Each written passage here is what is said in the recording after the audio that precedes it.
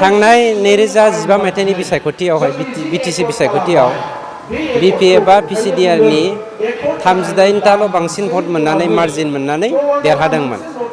किन्तु बे समाव नंगौ गोबां खोन्था जों बयबो साफ्रोमबो रायजो राजायानो मिथिगौ अबर' केन्डिडेट थानायनि थाखाय बा बिपिएफ थानायनि थाखाय जोंनि पिसिडिआरखौ गोबां मानसिया भट होआखैमोन।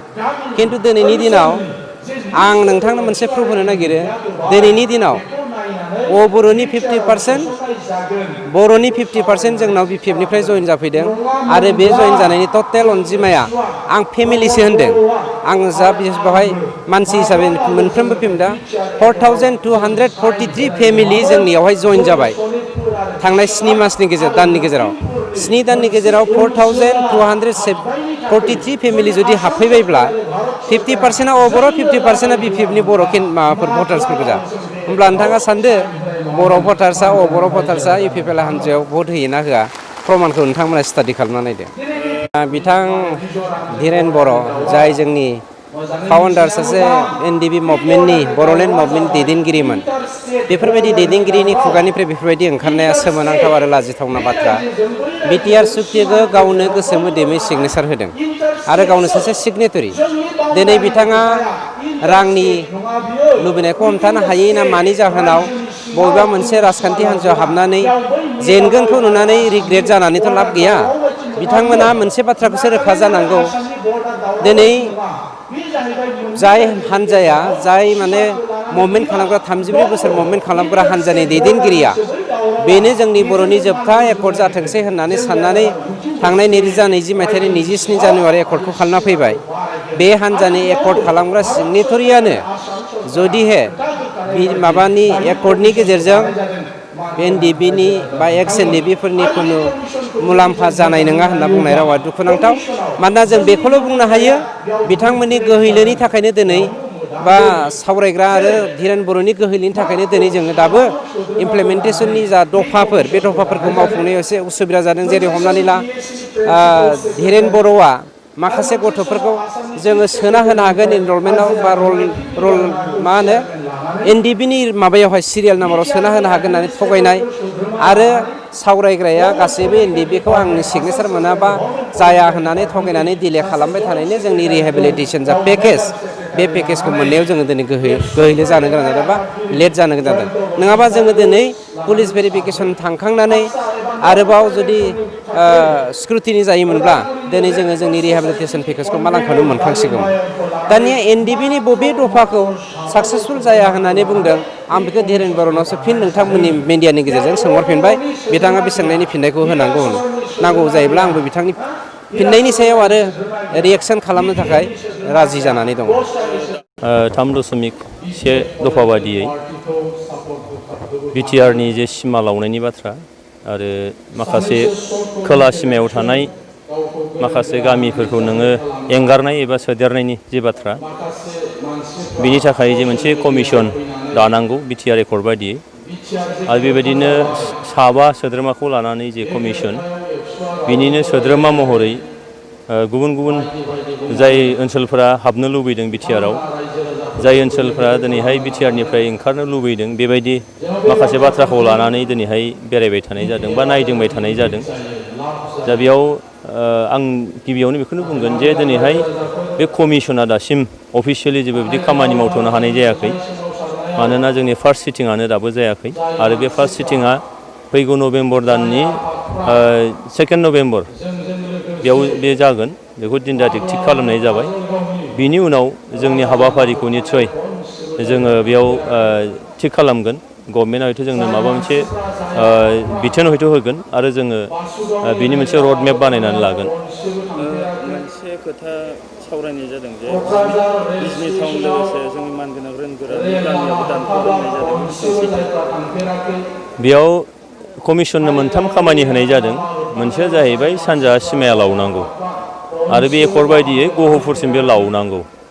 सनितपुर आरो बिश्वनाथ जिल्लाखौ सोनानै बेखौ नोङो गहपुरसिम जा सिमाखौ फोलावनांगौ आरो बिनि थाखाय बिटिआर एकर्डआव मोनसे रोखा दंखायो जे बे माब्रै लावगोन आरो मानो लावगोन आरो बेनि लावगोना रोखा बेखौ खुनु माने होबथानो हानाय बादा होनो हानाय बाथ्रा गैया। दा फैबावबाय दानिया गामि दानख'नायनि बाथ्रा बुंदों। दा गामि दानख'नायाव मोनसे रिउमार खालामबाय थादों जे मोनसे माने मानसिफोरनि गेजेराव मोनसे प्रपागान्डा खालामबाय थादों, मानसिफोरखौ मोनसे गिहोनाय फियार साइक'सिस मोनसे खालामबाय थादों। दा बेयाव आङो कमिसननि सासे सोद्रोमा महरै एकर्डनि स्पिरिट बायदियै जि दङ आं बेखौ फोरमायनो लुबैदों जे बेयाव बुंनाय जादों जे नोङो ट्राइबेल बेल्ट आरो ब्लक बे गामिफोरा दानजानायनि बाथ्रा गैया आरो जाय गामिया ओंखारलांनो हागोन बेखौ बुंनाय जादों जे नों ट्राइबेल बेल्ट आरो ब्लक बै नङै गामिफोरनिफ्राय, नाथाय बेबो एथ' सहस नङा जे बिथांमोना जायफोर ओंखारलांनो लुबैदों बर'नि अनगायै बा एसटिनि अनगायै बिथांमोना बेयाव मेजरिटि जानांगौ। दा मेजरिटि जाब्लानो ओंखारलांनो हागोन बेबो नङा, मानोना दिनैनि थारिखआव जों नुदों जे मोनसे गामिनिफ्राय सोरबा कमिउनिटिया ओंखारनो लुबैदों, बबेबा मोनसे कमिउनिटिया खिन्थु हाबफिननो लुबैदों। थाखानाय बिटिआरनि गामिनिफ्राय सोरबाया ओंखारनो लुबैदों, नाथाय बिनि एसटि मानसि बा बर' मानसिफ्रा बेयाव थानो गोसो जादों। दा बेनिखायनो बोथ साइड बेयाव हयथ' निस्सय माने कमिसननि खाथियाव बिथांमोननि आर'जलाइ गोग्लैगोन, बिथांमोना आवेदन खालामगोन। दा बेयाव कमिसना बिनि गेजेराव नायबिजिरनांगौ। दा जों नुदों, आङो जि ओनसोलफ्राव बेरायनानै रायजो राजानिफ्राय जि मोनसे बाथ्रा दिनै मोनथिबाय जे मानसिफ्रा ओंखारलांनायाव गैया, दिनै हाबफिननायावसो दङ, हाबनायावसो दंसिनो। दा दिनै बिजनि माने टाउनाबो दानख'जागोन होननानै बुंदों। दा दिनै बिजनि टाउनखौ हानहरनांगौ जायोब्ला दिनै नों मा होनदों जे सिमायाव नांजाबनाय जानांगौ, आरो सिमायाव नांजाबनाय होननाय लोगो लोगोनो दलरैनो दानजागोन बेथ' बाथ्रा नंला।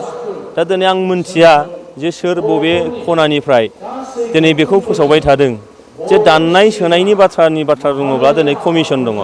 कमिसना दिनैसिम बेखौ रायलायथ'नाय जायाखै, अफिसियेलि जेबो खामानिखौ आवगायनाय जायाखै। खिन्थु माखासे सेक्सननि मानसिफ्रा जे बिथांमोना बुंबाय थादों जे दानजागोन, नोंथांमोना थांसिगोन, दानजासिगोन बायदिसिना बाथ्रा। दा दिनै आदा रोंग्रानि गामिनि बाथ्राखौ बुंदों जे बिथांमोननि गामियावबो दानजासिगोन। दा दानगोना सोर दानगोन? दाननांगौबाथ' कमिसनाव माबा मोनसे रिपर्ट होनांगोन। दा दिनैहाय दाननायनि बाथ्रा नङा, बेयाव गामि सोनायनिसो बाथ्रा दङ, बर' गामिखौ जों सोदेरनायनिसो बाथ्रा दं। दा मोनसे खोथाखौबो गोसोखांनांगोन जोङो, बिटिएडि एकर्डआव गासै 95टा गामि 95 भिलेजेसआ डिसपिउटेड गामिमोन।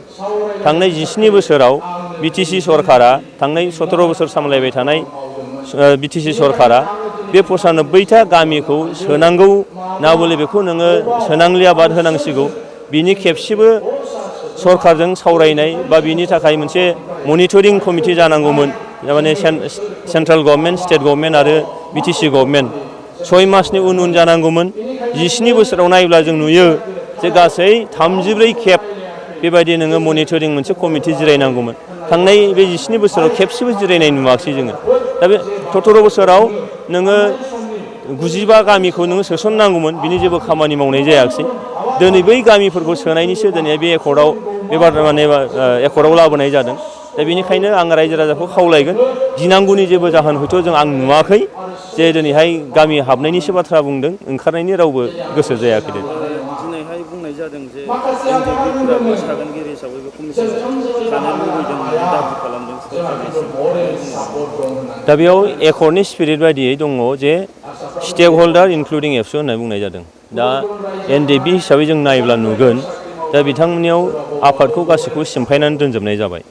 आरो दिनै जोङो जिथु खौसेब्ला दुलाराय बर' फरायसा आफादा जिथु जोंहा पारमानेन्ट मोनसे अर्गानाइजेसन, आरो बेनिखायनो दिनैहाय सागानगिरिफोर हिसाबै जुदि बाथ्रा बुङोब्ला दिनै आंखौ दुलाराय बर' फरायसा आफादनि सासे सोद्रोमा महरै बेयाव सायख'नाय जादों। माबा मोनसे डेभेलपमेन्ट, माबा मोनसे मावनांगौ दङ, बेयो नोङो सागानगिरिफोरजों सावरायनानैनो जागोन। बे इनफरमेसन बेयाव मोनखागोन निस्सय, हारसिङै मावनायनि बाथ्रा गैया। बेखायनो सोरबाया बुंनाय बायदि जे जोंबो थानांगौमोन, बेयाव आं खोनाबावबाय दाखालि जे षड़यन्त्र खालामनानै सासेल'खौल' सायख'नानै दोननाय जाबाय। दा बै जेबो षड़यन्त्रनि बाथ्रा गैया। एकर्डआ मा बुंदों, बै नोङो MOSआव मा बुंदों बेजोंसो जादों।